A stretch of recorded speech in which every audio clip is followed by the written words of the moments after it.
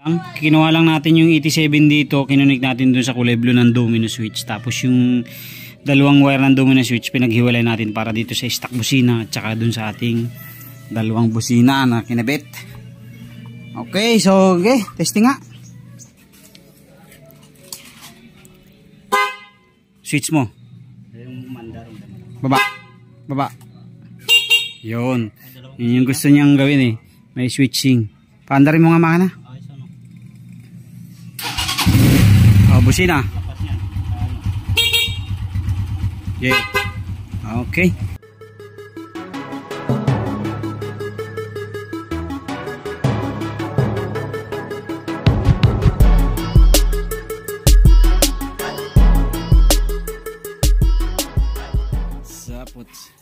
Yo, what's up? What's up? Good morning po sa inyong lahat at mayroon na naman tayong panibagong bisita ngayong araw.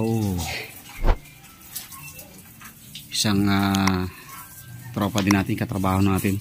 So, ako ang nag-install ng mini driving nito at saka ng kanyang busina.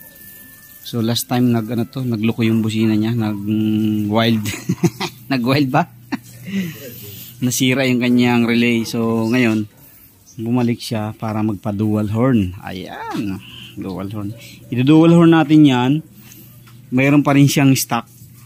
Tapos, may dual horn. Ayan, ganun yung gagawin natin sa kanya. So,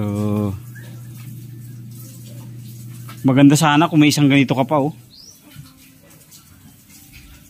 Kaso yung sa akin, sa ano nilalagay? Dito nilalagay. Dito nilalagay. Maganda sana kung dito na, no? Yung isang ganyan. Eh, wala eh. Walang ganito yung akin, walang ganito. Disuot lang siya. Maglalagay pa tayo ng switch yan. Nang? Maglalagay pa tayo ng switch. Switch, lalagay tayo. Hindi pwedeng walang switch. Hindi natin may kakabit ng walang switch. Additional talaga tayo. Yung ganito din. So, lalagyan natin ng additional switch. Pero bago natin siya ilagay. Ito pala yung ilalagay natin. Bago natin ito ilagay ay ihinang natin to. Mas maganda kasi to nakahinang para kahit mag-uulan. Expose kasi sa ulan to eh. Pagka yung mga clip-clip lang, pag nagtagal nawawala ang tunog. So ito ating hihinangin para mas maganda. Ayan, lagyan natin ng 4 na wire para mas maganda. Saan ba natin ilalagay ito? Naghinang na tayo. Ito, hinangan na natin para ilalagay na lang natin yung wire mamaya. So pero bago natin ituloy, kasi gagawin ko, wala nang putol, magkaduktong na siya. So gagawin natin, lalagay muna natin itong switch. Ayan, dito para sa kanyang switching ng stock at saka dual horn. So ayan na mga kabit, nilagyan natin yung switch. Tapos wawiringan natin pababa dito sa relay. Ayan, dito kasi yan magsuswitch eh.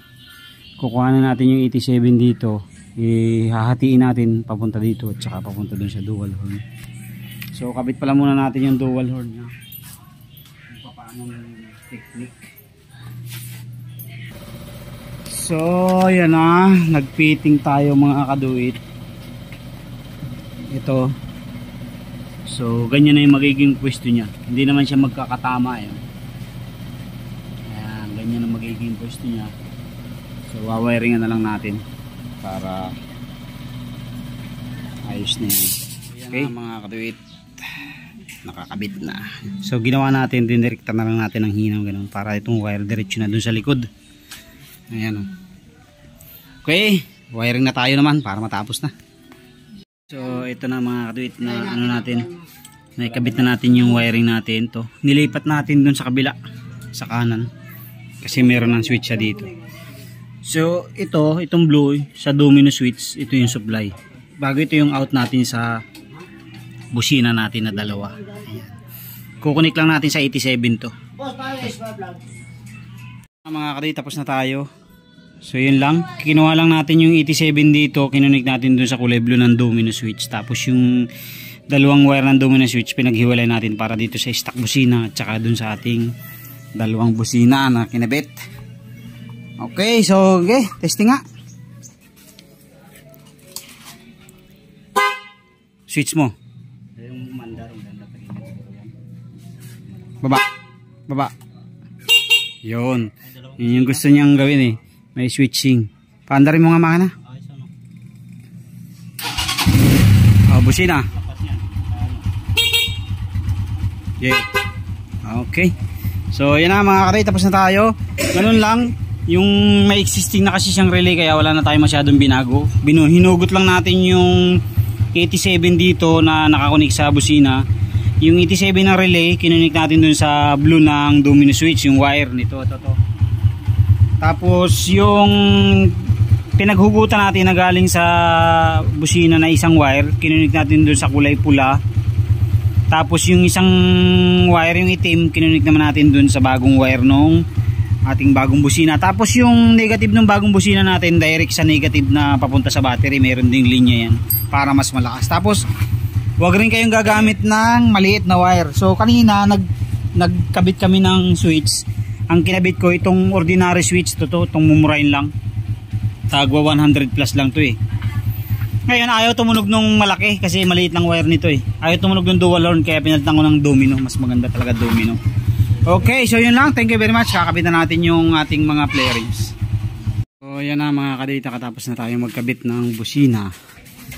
Dual horn sa kanyang Motopush na motor. Typhoon 150. So okay na mga kadata. Sige nga, testing ulit. Testing.